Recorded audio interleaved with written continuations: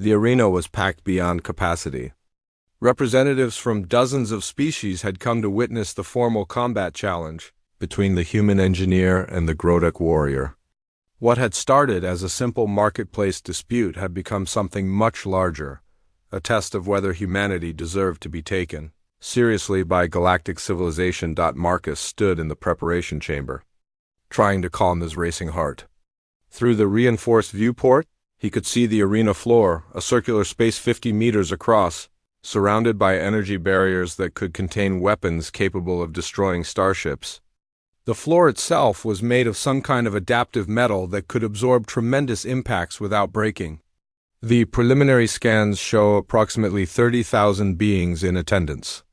Dr. Yathara reported, checking her instruments. Representatives from the Galactic Council, the Hegemony War Fleet, the Merchant Guild, and at least 15 other major factions. Sarah paced behind him, her hands clenched into fists. This is insane. A week ago, you were worried about stress fractures in the station's docking pylons. Now you're about to fight a professional warrior in front of the entire galaxy. Marcus looked down at his hands.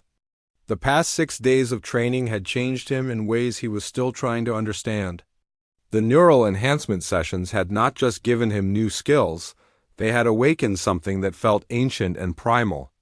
When he moved now, he could feel the potential for violence humming just beneath his skin. Mrs. Chun, Dr. Yathara said gently, your husband's neural patterns during training were unlike anything we have observed. Most species learn combat techniques as external skills, but humans appear to have innate combat instincts that simply need to be awakened. That's what I don't understand, Sarah replied. Marcus has never hurt anyone in his life. He won't even kill spiders. He catches them and puts them outside. Marcus smiled despite his nervousness. It was true. Before coming to the station, the most violent thing he had ever done was argue with a building contractor about safety regulations. The idea that he might have some kind of hidden warrior potential was absurd. Except that during yesterday's final training session, he had disabled 3 combat drones simultaneously without conscious thought. He had moved with speed and precision that felt as natural as breathing, striking with force that cracked the training facility's reinforced walls. Mr. Chun, Administrator Vexhai, entered the chamber, his purple skin showing the stress patterns that indicated extreme concern. I need to inform you that the stakes of this combat have escalated beyond our initial expectations. Marcus turned away from the viewport. How so? 3 hours ago, the Galactic Empire formally declared this fight a test of species worthiness. If you lose, not only will you die, but humanity's classification will be downgraded to Category 9, pre-spaceflight primitive. All human colonies outside the Sol system will be evacuated, and your species will be forbidden from interstellar travel. Sarah's face went white. And if he wins? If he wins, humanity will be reclassified as Category 3, emerging galactic power. Full trade rights, territorial expansion, privileges, and membership eligibility in the Galactic Council. Marcus felt the weight of those words settle on his shoulders.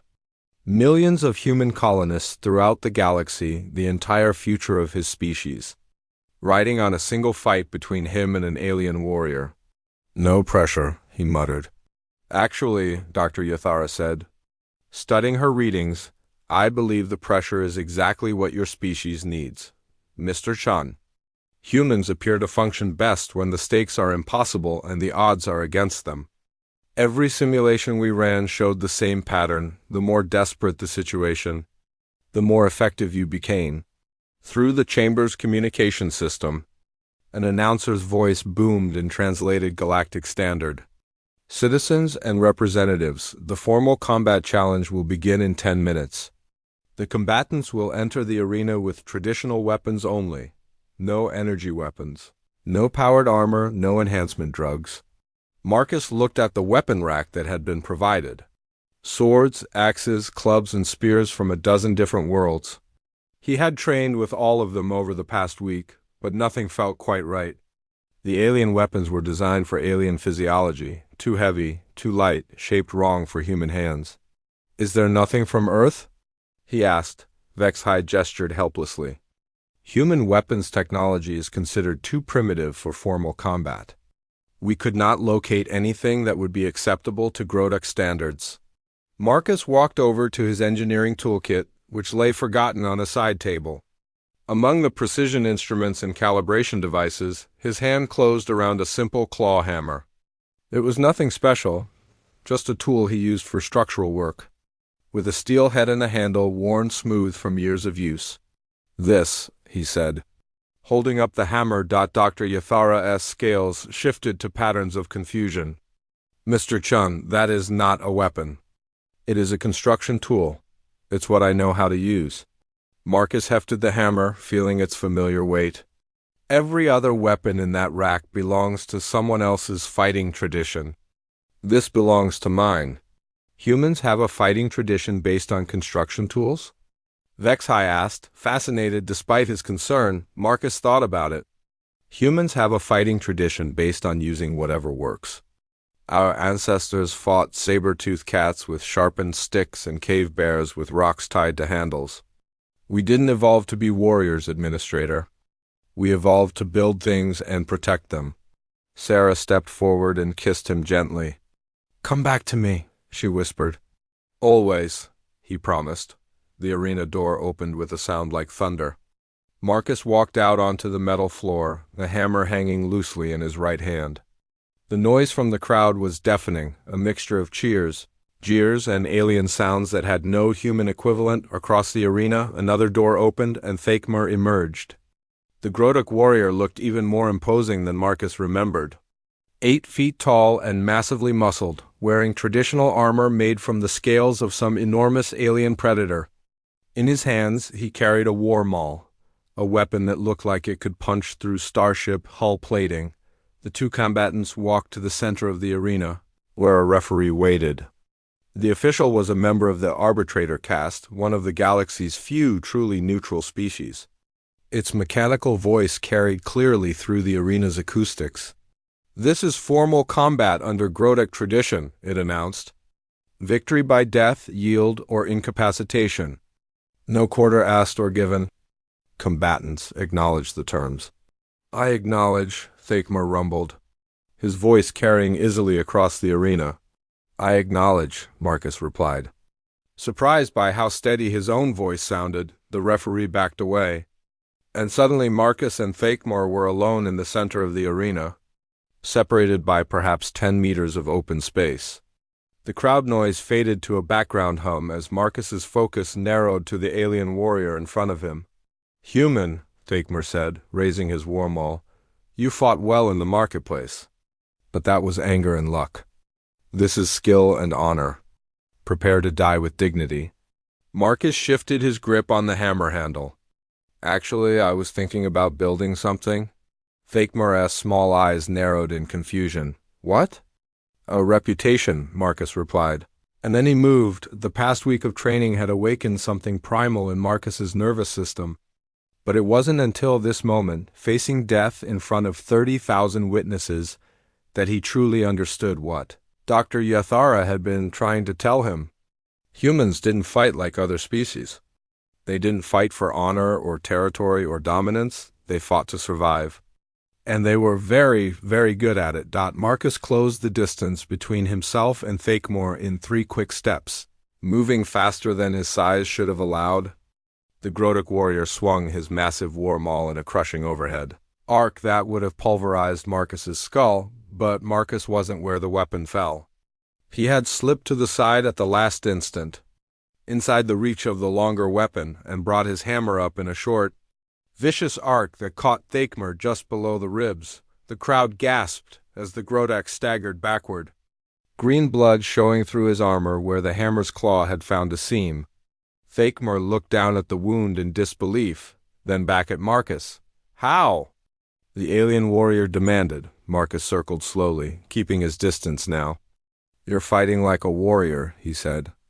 "I'm fighting like someone who has to go home to his wife." Thakmur roared and charged forward, his war maul spinning in complex patterns that spoke of decades of training.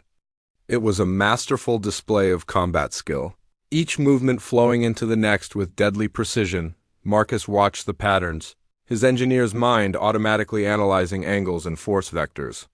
Then he did something that no other species in the galaxy would have considered. He threw his hammer, the tool spun end over end across the arena, striking Fakemur in the center of his chest with a solid thunk. It wasn't enough to seriously injure the massive alien, but it disrupted his charge and made him stumble, which was exactly what Marcus had intended. He rolled forward, scooping up a handful of the fine sand that had been scattered across the arena floor for traction, and came up directly in front of the off-balance Grotok. Before Fakemur could recover, Marcus threw the sand directly into the alien's small, sensitive eyes. Fakemur bellowed in pain and rage, swinging his war maul blindly. 3 days after the incident in the marketplace, Marcus found himself sitting in Administrator Vex's office, staring at a cup of something that might have been coffee but smelled like burnt electronics. The administrator was a Zellan, one of the galaxy's more diplomatic species, with smooth purple skin and 4 delicate arms that moved in graceful patterns when he spoke.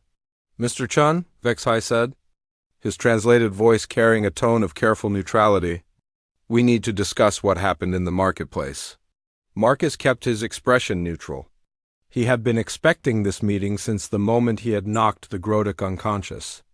Violence between species on trade stations was heavily regulated, and humans were still newcomers to galactic society. One wrong move could result in their entire species being banned from interstellar commerce. "I understand your concern, Administrator," Marcus replied, "but my wife was attacked. I defended her. Yes, so I have heard." Vexai pulled up a holographic display that showed security footage from the marketplace. The incident was recorded from multiple angles. "What I find curious is the nature of your response?" The hologram played in slow motion. Marcus watched himself move with fluid precision, his fist connecting with the Grotok's jaw at exactly the right angle to disrupt the alien's inner ear and cause immediate disorientation. It was a perfect strike, delivered with training he had never received. "Tell me, Mr. Chun," Vexai continued, "do you have military experience?" "No, sir. I'm a structural engineer. Before coming to the station, I worked on habitat construction projects in the Sol system." The administrator touched a control, and the hologram zoomed in on Marcus's face during the moment of impact. His expression was calm, focused, almost predatory. "You move like someone with extensive combat training. The Grotok warrior Fakemur has been fighting professionally for over 30 standard years. Yet you disabled him with a single strike." Marcus studied the footage with professional interest. It was strange, watching himself do something he couldn't remember learning how to do. "I can't explain it, Administrator. When I saw him hurt my wife, I just reacted." "Indeed." Vexai dismissed the hologram and leaned forward across his desk. "Mr. Chun, in the 70 years since first contact with your species, humans have been classified as a Category 7 civilization, emerging technological capability, limited combat experience, minimal threat assessment. This classification determines everything from trade agreements to territorial boundaries." Marcus began to understand where this conversation was heading. "And you think that classification might be wrong?" "I think," Vexai said carefully, "that your species may be more complex than our initial assessments indicated. In the 3 days since your encounter with Fakemur, I have received 17 reports of similar incidents involving humans across the station." This was news to Marcus. "Similar how?" "Humans defending themselves or others with unexpected skill. A maintenance worker named Rodriguez disarmed 2 Keth pirates who tried to rob him. A trader called William somehow convinced a Hargan crime boss to cancel a protection racket against human merchants. A doctor named Park treated a Vorthan diplomat so effectively that the diplomat is now proposing a medical exchange program with Earth." Marcus frowned. "That doesn't sound like violence." "No," Vexai agreed. "But it demonstrates something we did not expect from your species: adaptability under pressure. The ability to find solutions when conventional wisdom says no solutions exist." The administrator stood and walked to his office's viewport, which showed the vast star field beyond the station. "Mr. Chun, every species in this galaxy has its specialty. The Gruthak are warriors. The Vesh are negotiators. The Alteran Collective are scientists. For 70 years, we have wondered what humans might bring to galactic civilization. And now you think you know? Vexhai turned back to face him. I think you are survivors. Problem solvers. When cornered, when threatened, when everything seems impossible, that is when humans become dangerous. Not because you are violent by nature, but because you refuse to accept defeat. Marcus thought about this. Is that why you called me here? To tell me what you think my species is good at? I called you here because 3 hours ago I received a communication from the Grodek homeworld. Fakemore filed a formal combat challenge against you. The words hit Marcus like a physical blow. A what? In Grodek culture, when a warrior is defeated, he may demand the right to restore his honor through formal combat. Single combat to the death or until one fighter yields. Marcus felt his mouth go dry. He wants to fight me again? More than that. When a Grodek files a formal challenge, it becomes a matter of species honor. If you refuse to fight, it will be seen as cowardice by every warrior race in the galaxy. If you accept and lose, Vexhai spread his forearms in a gesture of helplessness. If I accept and lose, I die and humans look weak anyway, Marcus finished. Precisely. But Mr. Chun, there is a third option. Marcus looked up hopefully. Which is? You could win. Before Marcus could respond, the office door chimed. Vexhai touched a control and the door slid open to reveal Sarah. She looked worried. And Marcus could see the fresh bandages on her arm where the Grodek had scratched her. I'm sorry to interrupt, she said, but I heard about the challenge. Is it true? Marcus nodded grimly. Apparently I'm supposed to fight Thakmer to restore his honor. Sarah's face went pale. That's insane. You're not a fighter, Marcus. You're an engineer who got lucky once. Actually, Vexhai interjected, I am not certain luck was involved. Mrs. Chun, may I ask you a question about your husband? Sarah stepped into the office, the door sliding closed behind her. Of course.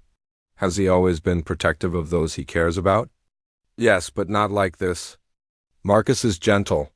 He solves problems with thinking, not violence. And yet, when you were threatened, he responded with perfect combat instincts, Mrs. Chun. I've been studying the security footage for 3 days. Your husband's movements show training that takes decades to develop. Training that, according to his records, he has never received. Marcus and Sarah looked at each other. What are you saying?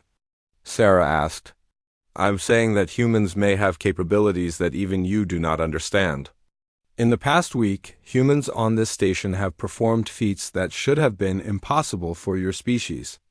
Not just physical feats, intellectual, diplomatic, and technical achievements that exceed your supposed capabilities. The administrator pulled up another holographic display, this one showing a complex star chart. 3 days ago, before your incident in the marketplace, the Galactic Council was preparing to limit human expansion beyond the Sol system. We believed your species lacked the necessary skills for true interstellar civilization. Marcus studied the chart. And now? Now the Hegemony War Fleet is asking for human observers. The Merchant Guild wants to discuss partnership agreements. Even the Ascended Collective has expressed interest in cultural exchange. Vexhai touched the hologram and dozens of communication headers appeared. In 3 days, your species went from being an interesting curiosity to being ... noticed. Sarah sat down heavily in the chair next to Marcus. Because my husband punched an alien? Because your husband demonstrated that humans are not what we thought they were, Mrs. Chun. Your species has been in space for less than a century. Most civilizations take millennia to develop the confidence to stand up to established powers. Yet here you are, refusing to be intimidated by beings who could destroy your entire world. Marcus felt a strange mixture of pride and terror. Administrator, I appreciate the political implications, but I still have to fight a trained Grodek warrior in single combat. Unless Earth's military has been hiding something, I don't have the skills to survive that. Perhaps you do, Vexhai said quietly. Perhaps all humans do. Mr. Chun, I have a proposal. He touched another control, and the holographic display changed to show the station's combat training facilities. I want to offer you access to our advanced combat training programs. Not because I think you need to learn to fight, but because I suspect you need to remember how to fight. That doesn't make sense, Sarah protested, doesn't it? Vexhai pulled up yet another display, this one showing human evolutionary history. Your species evolved on a death world. Mrs. Chun, a planet where survival required constant adaptation, endless problem-solving, and the ability to fight predators that were bigger, stronger, and faster than you were. Marcus stared at the display showing Earth's prehistoric timeline. Humans hunting massive animals with primitive weapons. Humans surviving ice ages that killed most other species. Humans spreading across continents, despite environments that should have been impossible to survive. Every other species in the galaxy evolved on worlds where cooperation or specialization was the key to survival, Vexhai continued. Humans evolved on a world where the key to survival was refusing to give up, ever. You're saying we're natural fighters? Marcus asked. I'm saying you are natural survivors. Fighting is just one survival skill. But Mr. Chun, when a human fights, you do not fight like other species. You do not fight for territory or resources or mating rights. You fight for each other. That is what makes you dangerous. Sarah reached over and took Marcus's hand. So what do we do? We prepare, Vexhai said simply.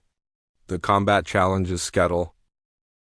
The trade station Kepler's Rest floated in the void between three star systems, a massive wheel of metal and lights that never slept.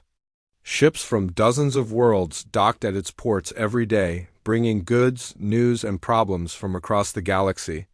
The station's corridors buzzed with the sounds of 100 different languages, the air thick with the scents of alien foods and the metallic tongue of recycled atmosphere. Marcus Chun walked through the main marketplace, his wife Sarah's hand warm in his. They had been married for 3 years now, ever since they both signed up for the Terran Colonial Survey. Marcus worked as a structural engineer, making sure the station's framework could handle the stress of constant ship traffic. Sarah taught xenobiology at the station's research center, helping new arrivals understand the strange life forms they might encounter in their travels. They made an odd couple by most standards. Marcus was tall and lean, with calloused hands from years of working with tools. His black hair was always a bit messy, and he had a habit of squinting when he concentrated.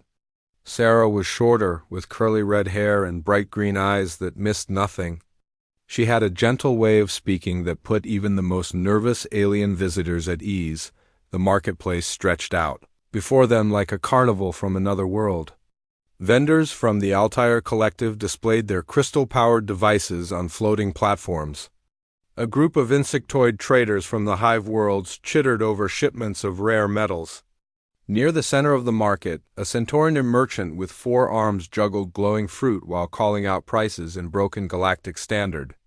Look at those, Sarah said, pointing to a stall where a small, furry alien was selling what looked like tiny planets and glass spheres.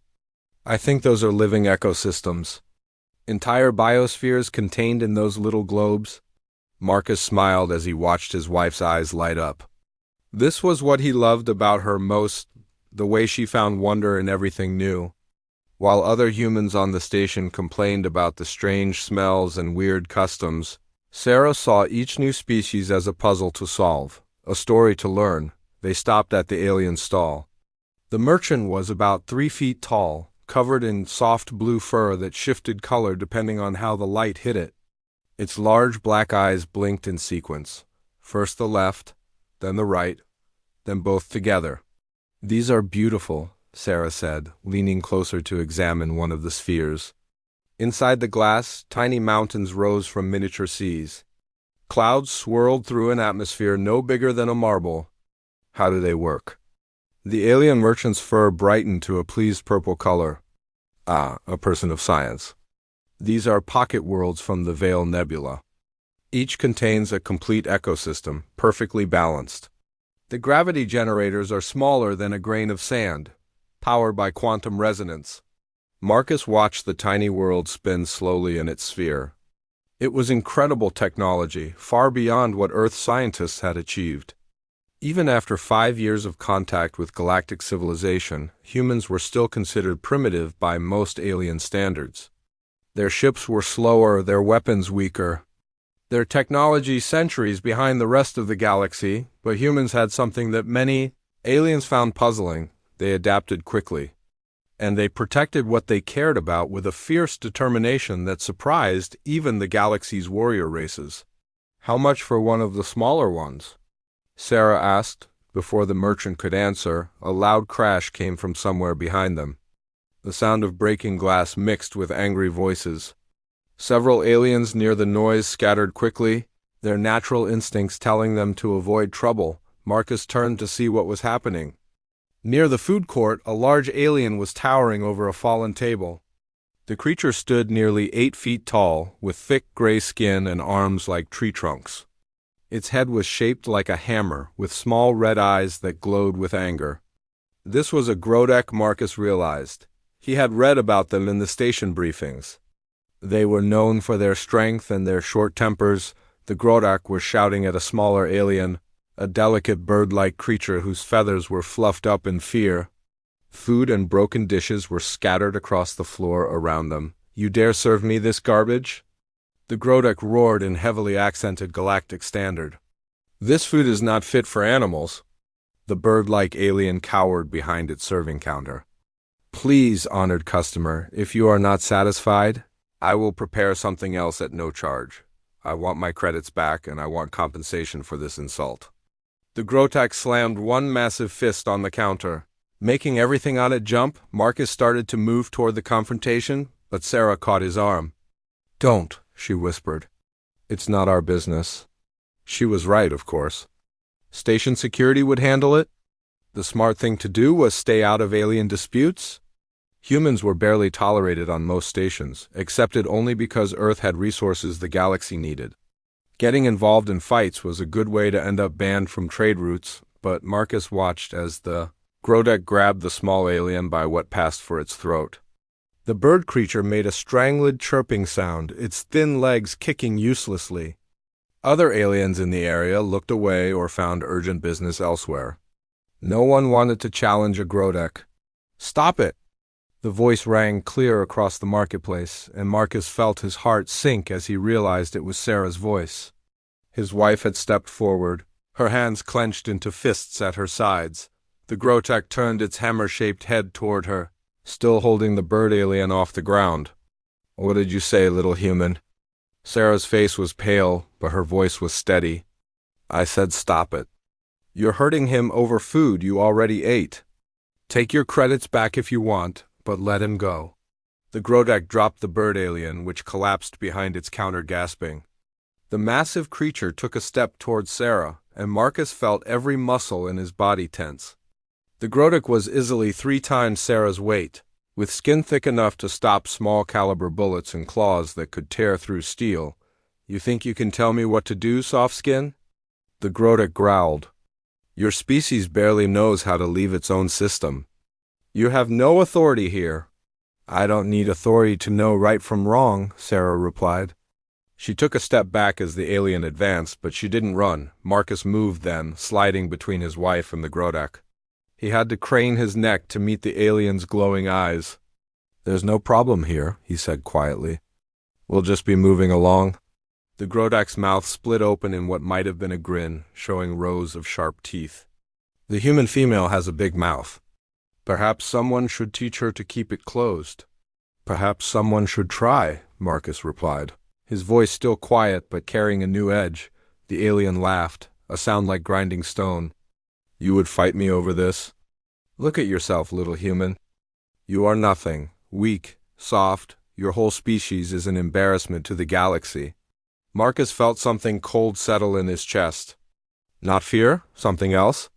Something that had kept his species alive through ice ages and world wars and the long journey to the stars. "My wife is not your concern anymore. We're leaving." He turned to take Sarah's arm, but the Grodek wasn't finished. "I am not done with the female. She disrespected me. Among my people, that requires an answer." The massive alien reached past Marcus with one clawed hand, grabbing for Sarah's shoulder. Its claws caught the fabric of her shirt, tearing it as she tried to pull away. 3 thin lines of blood appeared on her arm where the alien's claws had scratched her. Sarah gasped in pain and surprise, stumbling backward. The Grodak laughed again, apparently enjoying her fear. That was when something changed in Marcus. Later, he would have trouble remembering exactly what happened next. One moment he was looking at his wife's blood on the alien's claws, and the next moment the Grodak was on the ground. The marketplace had gone completely silent. Even the background hum of the station's life support seemed to pause. The Grodak, all 8 feet and 500 pounds of it, was lying on its back, all 4 of its eyes rolling in different directions. A thin line of green blood trickled from its mouth. Marcus stood over the alien, rubbing his right hand. His knuckles were split and bleeding, but he barely noticed. The cold feeling in his chest was spreading, bringing with it a clarity he had never experienced before. The Grodak shook its massive head, trying to clear its vision. When it focused on Marcus again, there was something new in its eyes. Not just anger now, but confusion. And maybe, just maybe, a hint of respect. How? The alien growled, pushing itself up on its elbows. Marcus looked down at it. When he spoke, his voice was perfectly calm. You touched my wife. You hurt her. That was a mistake. The Grodak struggled to its feet, swaying slightly. It was still much larger than Marcus, still more physically powerful. But something had changed in the dynamic between them. The alien looked at Marcus with new eyes, as if seeing him clearly for the first time. This is not finished, the Grodak said, but there was less certainty in its voice now. Yes, it is, Marcus replied. Unless you want to find out what else my species is capable of. For a long moment, the two stood facing each other. The marketplace held its breath, waiting to see what would happen next. Finally, the Grodak took a step back. Then another. Without another word, it turned and walked away, its heavy footsteps echoing through the suddenly quiet corridor. Marcus turned to Sarah, his hands gentle as he examined the scratches.